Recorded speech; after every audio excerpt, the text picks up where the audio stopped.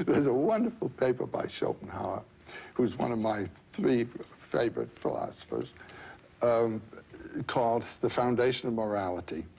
There he asks exactly the question that you've asked. How is it that a human being can so participate in the peril or pain of another that without thought, spontaneously, he sacrifices his own life to the other?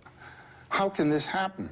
That what we normally think of as the first law of nature, namely self-preservation, is suddenly dissolved and there's a breakthrough. In Hawaii, some 4 or 5 years ago, there was an extraordinary adventure that represents this problem. There's a place there called the Pali, where the winds from the north, the trade winds from the north, come breaking through a great ridge of rocks and of mountain, and they come through with a great blast of wind. The people like to go up there to get their hair blown around and so forth, or to commit suicide, you know, like jumping off the Golden Gate Bridge. Well, the police car was on its way up the early little road that used to go up there, and they saw just beyond the railing that keeps cars from rolling over, a young man actually clearly about to jump and prepare himself to jump. Police car stopped. The policeman on the right jumps out to grab the boy and grabs him just as he jumped and was himself being pulled over and would have gone over if the second cop hadn't gotten around and grabbed him and pulled the 2 of them back.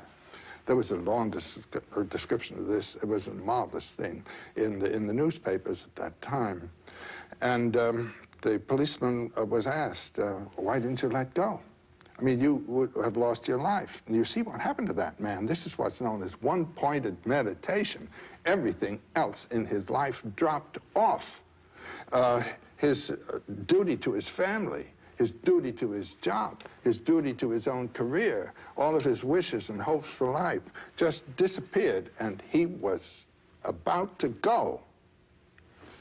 And his answer was, I couldn't let go. If I had, and I'm quoting almost word for word, if I had let that young man go, I could not have lived another day of my life. How come? Schopenhauer's answer is, this is the breakthrough of a metaphysical realization that you and the other are one, and that the separateness is only an effect of the temporal forms of sensibility of time and space. And our true reality is in that unity with all life. It is a metaphysical truth that becomes spontaneously realized because it's the real truth of your life.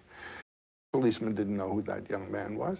And Schopenhauer said, in small ways you can see this happening every day, all the time. This is a theme that can be seen moving life in the world. People doing nice things for each other.